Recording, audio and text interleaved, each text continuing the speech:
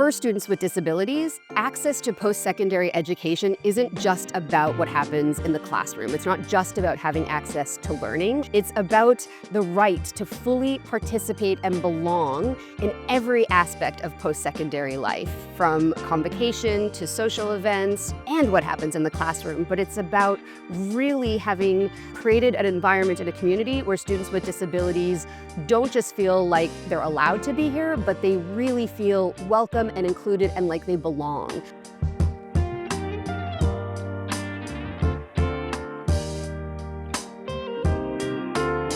How can we set the table with the needs of disabled students at the center, not as an afterthought? Hopefully, one of the benefits or the outcomes of this film will be some real insights and takeaways that can be implemented by faculty very quickly with little extra labor and effort to really make their classes that place of belonging. My name is Rochelle Bensoussan, and I am a learning and inclusion education developer here at TMU. Our portfolio is exclusively focused on increasing accessibility for students with disabilities, with more of a focus on faculty, on how can we shift the cultural and emotional valence of faculty so that some of those attitudinal barriers can start to shift. How would you describe your teaching philosophy? So my philosophy of teaching has always centered around access to education, which is instead of designing for the ideal student that we might think of as the student who's going to go perfectly through the class, I now design for the student who has a number of barriers preventing that from happening. And where does accessibility fit within that philosophy?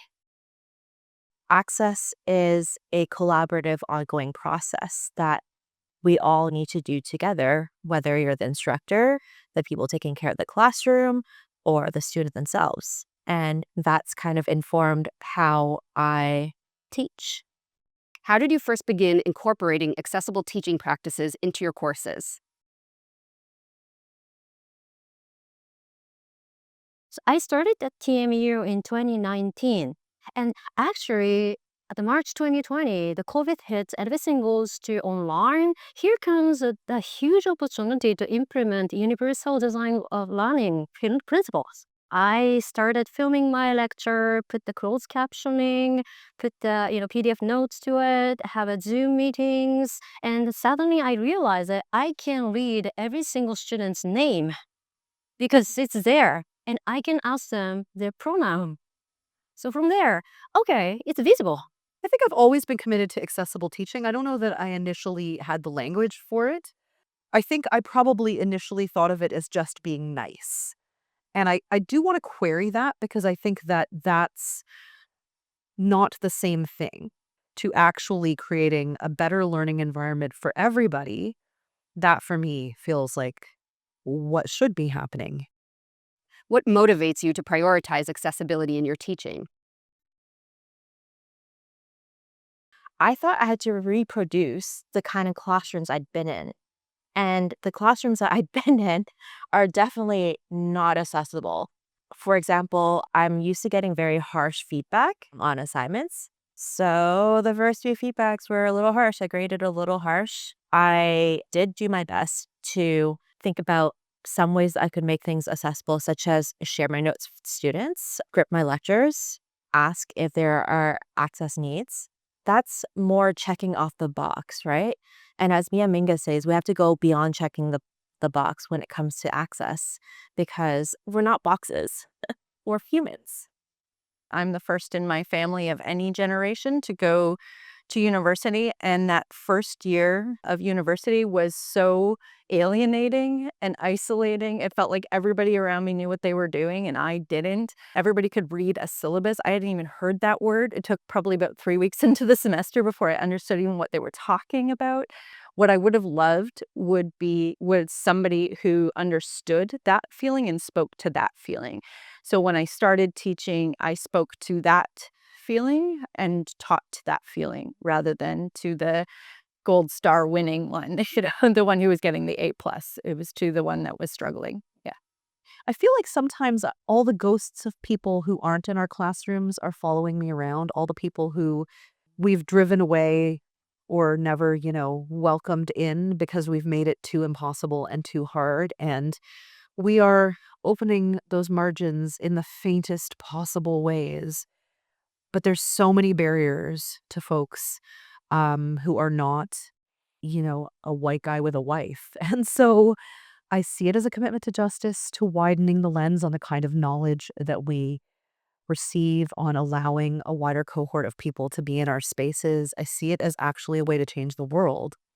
I teach how I would want to be taught, how I would want the people I love to be taught, honoring the people that are in my spaces in the way that I would want the people that I care about to be honored. I don't assume students are trying to get away with something. I assume that they hope to learn, and sometimes stuff gets in the way of that. What do you think makes a learning environment truly accessible, not just for students with disabilities, but for all learners? What do I think is truly accessible? Is when no one has to ask for an accommodation because everything is already built in. So inclusive, learning or inclusive classroom, I feel like doors are always half open. They can come in, but they have a right to go out. So I don't want to impose that everybody should be happy in my course. It's impossible. And I don't think it's inclusive. There is no such thing as a one thing that will make a classroom accessible. Access is something that we have to do together. Maybe somebody who's curious about accessibility but didn't know where to begin or didn't know where to start will have a recognition or a change of heart to say, this matters and I do want to prioritize it. And then hopefully from all the brilliant faculty members we'll hear from today, that there'll also be some tools that they can take away and implement to increase that sense of belonging and to reduce some of those soul-crushing barriers instantly.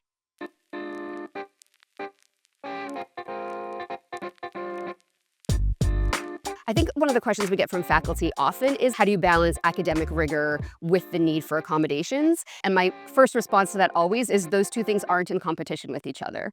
So placing them in competition with each other creates a false dichotomy that doesn't need to be there and that actually is rooted in some of these misconceptions that we have about students with disabilities. If we unpack that idea that academic rigor is in direct competition with accessibility, then what we're actually saying underneath that is a belief that students with disabilities aren't capable. And so right away I would say, let's look at that. Why would we think that offering an alternative means of assessment is in any way diminishing academic rigor? Who decided that writing a 20-page essay was an example of academic rigor, but submitting songs that were written about these said themes, for example, is not? So I always look at the status quo and ask, who said, who decided this, who made it this way? And if that person was not a disabled person, then surely their definition of what academic rigor is and how it has to look would be very different than if it had been a disabled person who had created academia. Can you describe the strategies or approaches you use to offer alternative means of assessment in your courses? One of the things that is often recommended when we talk about accessibility is something called UDL, which stands for Universal Design for Learning. The principles of UDL mean that when we make a space more accessible for everybody, we reduce the need for individual accommodations. One of the ways that UDL has been explained to me is that it has different buckets. And what that means is that when you're designing a course and you have universal design for learning in mind, you want to think of alternative means of assessment, alternative means of attendance, and alternative means of participation or engagement. Meaning that every course has core learning objectives and that there isn't only one pathway for any given student to demonstrate those learning objectives or to demonstrate mastery of those objectives. The strategy that I think might be helpful is to approach access as an imperfect, unfinished activity that you have yet to do with your students. And what I mean by that is, rather than coming into a classroom with a list of, I'm doing XYZ for access, and therefore my class is accessible, just open up, be vulnerable, open up the classroom and say, hey, I'd like to make this space more accessible, but I don't necessarily know what access looks like for you. And I know it can be super intimidating because that's a lot of different access needs. So even just starting off with space, a Google Doc, a Jamboard of some sort, where students can anonymously write down suggestions for making your classroom more accessible for them. That's a lot of access knowledge for you to draw on. I learned the very interesting alternative grading method called specifications grading.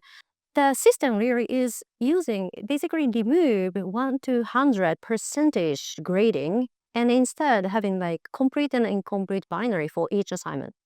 And then there's a clear, how to get the complete is like always clearly articulated in for each assignment. And you're going to bundle different assignments. For example, in order to get an A grade in one course, you have to finish like 8 participation work, and finish 2 essays, and get complete in like 2 quizzes, etc., etc. And it's all transparently communicated to students at the front, at the beginning, in the syllabus. So students will know what they need to do in order to get an A. And these different assignments are closely tied to learning objectives. Students really, really like that because I think the frustration we have as instructor and for students is the same. When you give students, let's say 75%, what's the difference between 73 or 78? You cannot verbalize it. Oftentimes, it's very arbitrary. So I flipped everything into this specifications grading system since last year. Students are like over 311 it. What I thought would be better in accessible assessment would be fewer assignments that were bigger that they had more time to do. But what I've learned now is it's actually better to do multiple small assignments that break up the larger learning outcome into smaller tasks that help them get that small task and then put it all together in a big assignment at the end. That seems to be working. But I think my point here is that it's very trial and error. You have to keep tweaking because the accessible pieces you put in place the first time may not work for everyone. You're going to tweak it again. You're going to tweak it again. You're going to tweak it. So it's like an ever evolving process. And also the group you're teaching changes all the time. And so new barriers are going to show up that as much as you try to anticipate, you may not. How do you balance the need for academic rigor with offering flexibility in assessments? I think it's possible to balancing academic rigor with flexibility. And in my course, I offer 2 things. Like first one is a clear established structure, like specifications grading, and it's clearly communicated to students that what they should expect and what they should do. Then the other side, I offer 2 virtual tokens, which is they can use for 2 purposes. First one, they can extend their assignment due for 72 hours without providing any reasons whatsoever. Or because specifications grading, as I said, it's binary, complete, incomplete. If they get incomplete, they can use the token to redo and resubmit the incomplete assignment. By giving this flexibility window, sort of, the students can kind of like commit to this rigorous structure of specifications grading and still feel like having a safety net so that they can, I think this is a way how I'm going to balance between rigor and flexibility. There are core learning outcomes they have to meet. So, for example, they do need to know how to do a thesis statement by the end of my class. But in terms of how they engage in the class, that's flexible. In terms of whether they get it in on this day or a week later, that's flexible. So I know as I'm designing the course and as I'm going through the course where the flexibility is. So the academic rigor is always there. It doesn't change. It's the bones of the class. But how we dress up those bones, what we put on those bones can change. What have been the outcomes of these alternative assessment strategies for your students? They have different ways of presenting their material, which is a very common universal design for learning method. You have different ways of presenting your materials at the end. So if they have to do a quote unquote essay, well, do they need to be able to do an essay? No, they need to be able to do an argument. They need to be able to deconstruct literary texts. And for some, they can really do a great job explaining, but sitting down to write something is so challenging. So, okay, you can do a podcast if that feels good for you, or you can do a video lecture if that feels good for you, or you can do a creative assignment with a reflection if that feels good for you, or you can do a traditional essay. And you know what? 80% of them will do the traditional essay, 20% of them are going to do that other one. And for that 20%, it's very meaningful. Some of them will just talk it through with me. And so long as I can see that they're making the connections, which again is that core learning outcome, that's what matters. Are they backing up their points? Are they using critical thinking? That's what I'm grading. I'm not grading whether it's, formatted a certain way anymore. Maybe we used to, but not so much anymore. Yeah, like, the best comment that I got from my students is that that was most impactful course or assignment that changed their career path. So they are now in health communication. So I love it. Yeah. How do you communicate with students about assessment options, and how do you ensure they feel empowered to choose the best option for their needs? I structure the class like a story arc. So they begin, and I recognize that at the beginning they don't have the skills that they need. They're going to go through some challenges along the way. They're going to strengthen those skills, and then when they get to the end, they're going to kind of demonstrate all their skills in this bigger task, this bigger challenge. And so I hope it's fun. I hope it's engaging. I hope it's exciting, and that they're thinking from day one, like, do I want to do a creative piece? And if I do, how am I going to do that? I think that what I do to create a welcoming space is to constantly be vulnerable with my students, to have these multiple opportunities for conversation anonymously on the boards, also encouraging them to keep a WhatsApp or like some sort of like communication group, which I'm not in. I want them to be brave enough to tell me when things aren't going well for them in the classroom. I think making a brave space goes hand in hand with access. You don't need to offer every type of assessment. If the assignment is an essay, that you have a second. So just offer 2 options per assessment so folks can choose. And then what's most important is that you create an environment where you say, these are our 2 options. And if neither of them really work for you, if there really are some access barriers to completing the demonstration of knowledge in these 2 ways, please let me know. What I want faculty to know is you're not supposed to be an expert on access in order to make real, impactful changes in your course delivery. Just saying to students, these are the assignments for the semester, and I'm open to alternate means. If you have ideas, that's enough. So that a student knows that if they cannot demonstrate the knowledge in the way you suggested, that there's an openness or a willingness to be in dialogue to say, hey, what were you thinking? Our students with disabilities are our greatest resource. They're our library. So you can ask. It's not about being an expert. It's about being willing to create the environment where belonging flourishes.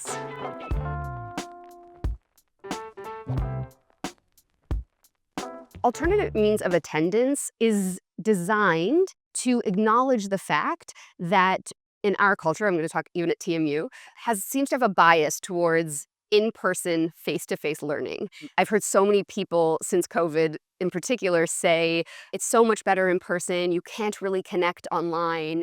And while I believe that is true for some people, it's a very large statement. When I think of attendance, I predominantly think of folks who have illnesses, chronic illnesses or disabilities that are episodic, meaning that have flare-ups. So someone might be living with lifelong depression and then really have something happen where it's really difficult. It's a really hard moment and they need some extra support.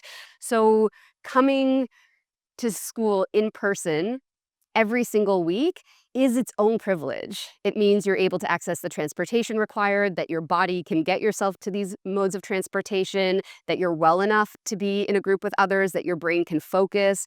There's lots of privilege to coming in person, that a lack of attendance isn't inherently demonstrative or symbolic of a student who is disengaged, of a student who doesn't care, of a student who's not capable. We come up with all kinds of narratives, defend or to excuse the absence, that are oftentimes not rooted in reality because we didn't have the courage to ask.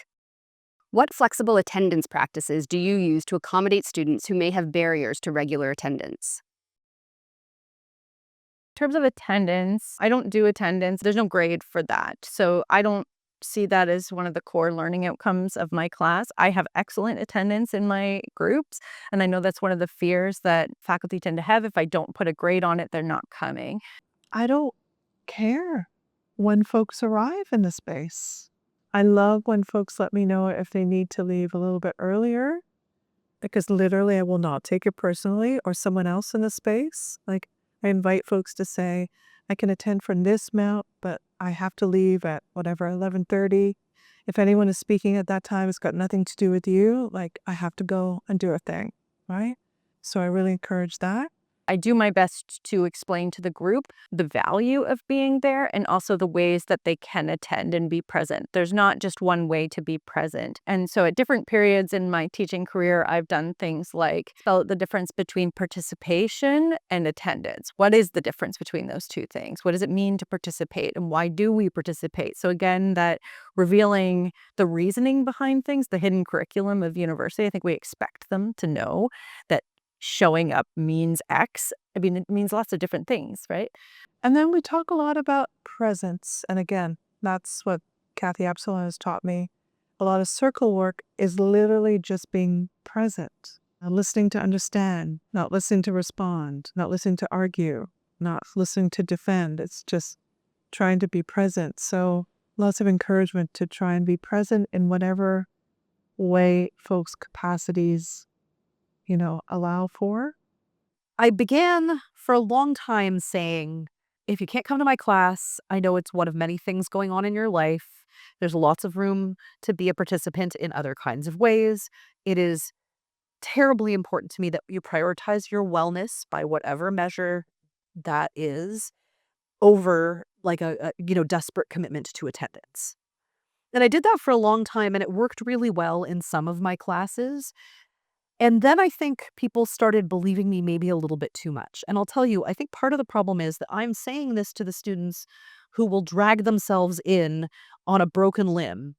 But the students that are hearing it are sometimes the ones who just could kind of take or leave school, which is fine. It's their prerogative. It's not my job to make them want to be here. So in the last couple of years, I've started saying something different. I've started saying, I think attendance is really important. I think it is hard to get much out of this experience without actually being present.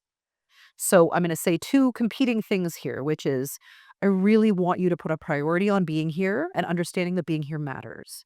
And I want you to decide where that's too much or too hard. And so what I've started saying is like kind of 8 out of 10, like I want most people to be here most of the time. Take care of yourself first and foremost, but try to come to class. Do your best to come to class. Can you share a success story where flexible attendance positively impacted a student's ability to succeed in your class? Thanks to a very sage person at YSGS, like the School of Graduate Studies, we created what we called an accommodated pathway, starting with this one student, this one learner. And because they were registered, we were allowed to do it, just to take some of that heavy, heavy burden off. So you would do these 2 courses the first semester. You would do these 2 courses the second semester. And we have the accommodated pathway leads us over 3 years, because graduate students in our program have 3 years to complete, and it just stretches it out. And this had not been done before, but we just started and we did it. And that opened the door for so many other folks to have an accommodated pathway through. I think for me, the success story, I'll tell you, the success story is that students who get a C still think I care about them, actually. That's the success story, is that they believe that I'm on their team. How do you address concerns about accountability or equity when offering alternative attendance options? Well, the nice thing about universal access is that it really allows equal accountability to everybody. This is not a situation where only the people who have the special diagnosis are allowed to ask for clemency. Everybody is being offered clemency in every possible way. The unfair part, I will say, is being better at asking for what you need means that you do get more stuff. And so the students who don't know how to ask, they're still disadvantaged in a different kind of way. And I'm aware of that, and I'm trying to mitigate that in as many different ways as I can. I don't know. I think fairness is so far from where we are or where we would ever be. Everything is designed completely in opposition to fairness. Why on earth would that be something we pretend that we expect? We're not leveling the playing field. We're not even remotely close to giving people equal access and opportunities. I see students climbing mountains just to get through the door every morning. If I can make things slightly less uneven, then I'm going to sign up for that. There's very little that a student would ask me for that I would not say yes to, at least some version of it. So again, it guards against this concern of special treatment for some students who are so lucky as to be disadvantaged. Like it becomes sort of a very strange thought experiment, right? If I say, okay, well, if you need something, then tell me what you need, then generally speaking, it sort of takes the opposition out of people's mouths.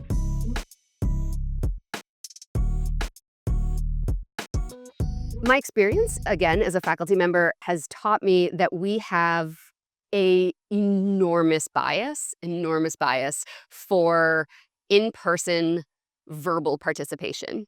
What we think the ideal form of engagement should be is a student in class, in person, making eye contact and verbally engaging and participating regularly without needing to be prompted. And that, for many of us, is this ideal student and an ideal form of participation and engagement.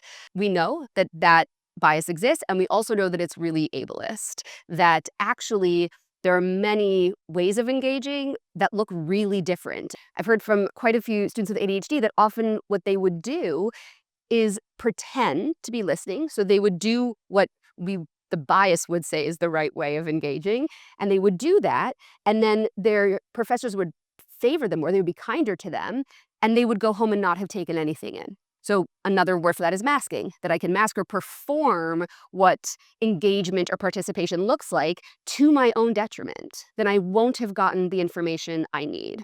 When I think of alternative forms of participation and engagement, I think, yes, oral participation is one way. I think of you can write and participate and contribute that way. You can record your thoughts when you're alone later and submit the recording. There are a lot of ways to be engaged and to participate that don't look like physically being in person, making eye contact, and verbally speaking. We need to make sure that we're checking our own preferences and biases and ideas of what we most like or what we think it should look like, instead of just making all these assumptions about students who might be on their phone or might have their video off or not might have been able to attend in person for a couple of weeks, and not assume that that means anything, that we know more than we actually do. How do you create a welcoming and inclusive environment that encourages all students to engage in ways that work for them? I think what I try to do when I set ground rules at the beginning, if we want to talk about welcome and inclusive, is say this is our collective space that we have a collective responsibility for. And so when we get into these hard conversations, when we're in some murky territory, we're going to have to figure out how we gracefully, to the best of our ability, do this together. Not here are the rules, not here's the code of ethics, here's the rigid requirement for how to do it, but rather this is going to be more about a kind of energetic commitment to tolerating and, coping with one another in all of our messiness. Again, I'm trying to adapt and to be flexible and to, always have options. I mean, there's always note takers. I always post slides. I always post links. I always make sure they're there at least 24 hours ahead of time. Sometimes it might be 20 hours that folks can access stuff on their own time in their own way. Closed captions are used, if we're showing videos. I am technologically challenged, but I'm always trying to make sure that folks can hear if that's important to them. They can read if that's important to them. They can see if that's important to them. I remember the moment where I was working with a learner who placed a recording, like a recording device right in front of me during a lecture. And this was a number of years ago. That would be the first time a recording device. And I remember going, oh, right. Like now I'm under surveillance and who's going to hear this? It was again, coming to learn that this was really important for access, and to let go notions of perfectionism, but also to better understand the agreements, the community agreements about where stuff goes, what folks are comfortable with sharing, and what they may not be. So, hence the pre-recordings or the recordings or you know, the stuff I can prepare ahead of time that I feel totally fine with. So then I can freestyle it in the moment. What strategies do you use to provide multiple ways for students to engage and participate in your class? So every year at the end of whatever course I'm teaching, I ask for ideas from the folks who've been in that course of how to encourage, change, develop participation. We call it engagement. I call it engagement. And a few years back now, it was the COVID class of this fourth year practice group. And they came up with an assignment. And it is called Sustaining Practices. And what it does, it invites learners to take some time after our opening circle to share a sustaining praxis that makes it easier for them to be present with themselves so they can be present with others. I try to do things like just, pedagogical things like put quotes from the readings up around the classroom and invite people to write things on them with markers. I do a lot of small group conversations in the classroom. I don't always do like pointed go rounds, although I do that sometimes. Although as my classes get longer, that takes up so much time that it can be quite challenging. I'm just trying to come up with any ways that aren't just a call and response conversation, right? And again, I think the fact that my inbox is open, my ears are open, allow students to engage with me in a variety of other ways. And hopefully, I think they're also starting to engage with one another. Can you share an example of how a student benefited from having alternative means of engagement in your course? I'm thinking of the student who didn't say a word in class. It was really hard to be in person in class. It was very activating for them to speak in class. So where they would shine would be in the after party and the after class, like in the green room, my office, sitting on the floor, late night emails. Hey, JP, I just made the following connections, based on the slides or the recording. And then we'd have this big email thing back and forth. Yeah, there were two parallel experiences happening. There's like the class part, and then there was this particular learner's experience. They graduated, they shone, they found all the work that they needed to find because there were so many different ways to learn and to demonstrate their learning. And that encourages me to keep going. I will tell you, though, that I think the real success story comes from that sort of blink, blink, blink when you say, is there a different way you want to do it that might work better from you? And people are shocked at the idea that they're allowed to consider doing something in a different kind of way. And really, that's the part that is the most important to me, is to invite people to participate in their learning in a way that says, like, actually, if I were allowed to do it this way, you would really know what I think. And to let them even conceive of that thought experiment. It's so sad to me how shocking that is to people. One thing I'm very curious is that the accessibility, flexibility, and inclusion may look different from one discipline to the other. So my approach may not directly applicable to other people working in a different field. So I think the first step for the accessibility is to clarify why you want to make the course accessible to whom. Like, are you talking about accessibility or inclusion? Or are you talking about accessibility or accommodation? I don't blame people who trust in rigor, academic rigor. Maybe that's something the best practices in your field as education. Like maybe that's the most important thing for you. Then you don't have to sacrifice with it. Why you want to do this is a first step, and if you want to start from if you want to integrate anything, start from the very small steps, such as the token system or specification grading or like all other things that people who talked in this video already talked about. Do you love teaching? If you don't, then what makes you love this teaching job? Do you call yourself professional teacher? If not, what makes you professional? My advice or whatever, and for you and to me, is that we have to consider what the professional education or professional educators look like. And are we talking about the machine that force students to memorize one thing? Or are you trying to create something similar to you? Or are you trying to expand the horizon of the human beings so that you can actually convincingly say the cheesy word, the future is bright? So for a faculty member who wants to start doing this kind of work, I say the simplest way to do it is to think of who you've been centering when you're designing. Just think for a moment of who your ideal student is. And then put that one aside, and I want you to pick a different student in your class. I want you to pick a student that you can think of that got a C on every single assignment. And I want you to start designing for that student. Access matters.